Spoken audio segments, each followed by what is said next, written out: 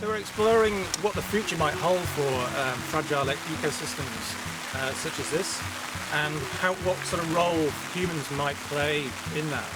I began working with artists Kate Johnson, Sue Chalice, and our partners Shropshire Wildlife Trust and Natural England here on the Marches Mosses and their bog-life restoration project. And in particular, we wanted to work with Wem Youth Club, who Kate and Sue have been working with for a long period of time, and to really see whether the project could build for the young people confidence in the landscape, understanding, and then a sense of ownership.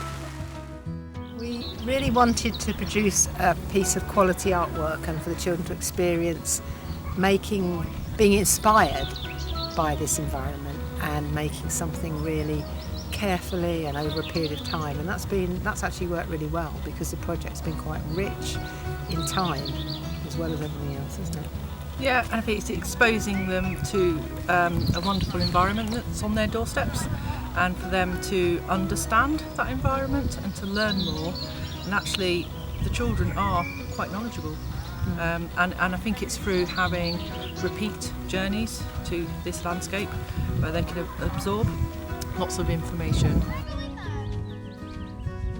Creating a bit of artwork they can all be proud of. They've all taken part in it, but it's, as Sue was saying, it's a quality piece of artwork that they can all be proud of in their community. And so they've all taken part of, and they'll all understand the artwork, why they've created it, and the connection to the landscape. I think it's really important. And I think it's important also to realise that even though this amazing peat bog is very near where they live, they don't come here. The roads are too dangerous for them to cycle on or walk on by themselves, and many people in Wem don't even know about it. We've got children here who are fantastic at drawing or making up poems, lovely poetry they've written, and all kinds of having an artistic eye as well as scientific eye, and that's been very important. And I think it's just a very calm environment for them to be. I think when at youth club sessions it's quite busy, quite chaotic, quite loud, but to have this space around us, it has a very calming effect.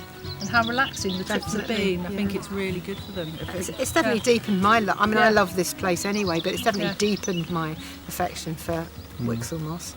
Yeah, definitely. And the need to carry on taking children outside and to explore. A lot of different processes involved of going to the moss, exploring the moss, capturing it and taking it back to the youth club, and then creating the artwork. And I think it all takes time, but it's exposing the children to it as much, because the youth club environment is very fluid. It's not school, so you have to kind of keep chipping away at the children that might not show interest at first, and then you have to keep approaching, keep so engaging. You make an offer which may or may not be accepted. And then eventually they do accept it. Oh, definitely. And I think it also breaks down a lot of the differences between children. It breaks down gender, for example. We've got boys and girls enjoying poetry and enjoying art and science.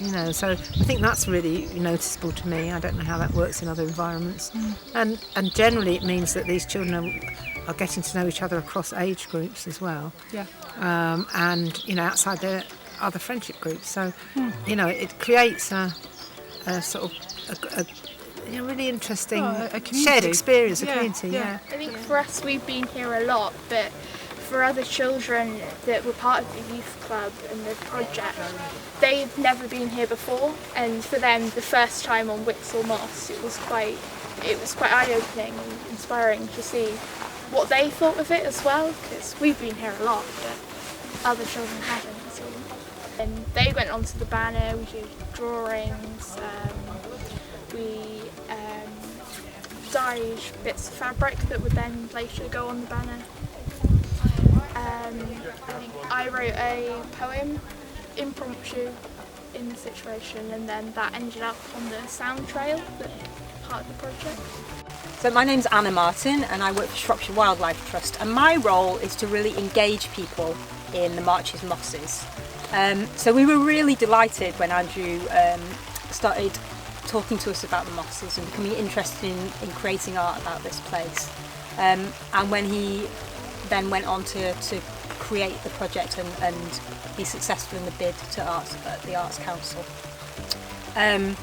Because it just allowed people to explore this site in a different way. So what was really wonderful about this project was that it allowed the young people, many of whom had never been here, to really engage with the site. The Wildlife Trust had been working around the schools in Wem, and also we'd brought the youth club here a couple of times before. So when it came to this project, they already had that little bit of knowledge about the site. It's really nice to see the young people starting to connect with this place in a different way from when I first met them. And my hope is that really these young people will become ambassadors for this precious place, that they will be able to talk to other people about how important this is, and that we will have created some lasting memories of this special natural place on their doorstep. The banners, of course, are going from the very wet tower today back to Wem Town Hall. And what is wonderful there is that they're coming back into that community, and I hope that lots of people from Wem get to see them and maybe interest them a little bit in this site, and they'll come out and visit us and take a little bit of time to get to know this place.